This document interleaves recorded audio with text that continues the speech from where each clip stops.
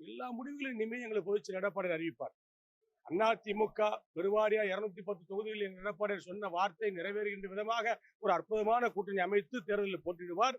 அதிமுக தலைமையில் உள்ள கூட்டணி, எடப்பாடி தலைமையில் உள்ள கூட்டணி தான் வெல்லும்.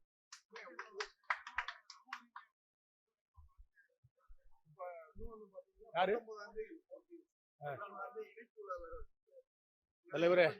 தலைவர் எங்க? அதாவது அவர் திமுகவுக்கு போயிட்டாருன்னு சொன்னா அங்க வேலை முடிஞ்சுச்சு. அது கடல்ல கலந்த பெருங்காயம் மாதிரி முடிஞ்சுச்சு. அன்னுமே அவர் தனிப்பட்ட முறையில் எதை சொன்னாலும் யார் மக்கள் கேட்க மாட்டாங்க. நீங்க வெளியே இருந்துகிட்டே சொன்னாருன்னா சரி இவர் ஏன் ஒதுக்குறீங்கன்னு கேட்பாங்க. இன்னைக்கு எல்லாருக்கும் புரிஞ்சு வச்சு எடப்பாடி ஏன் ஒதுக்குனாரு, ஏன் சேர்க்க மாட்டேன்னு சொன்னாரு புரிஞ்சு வச்சா, விஷயம் தெரிஞ்சு வச்சா.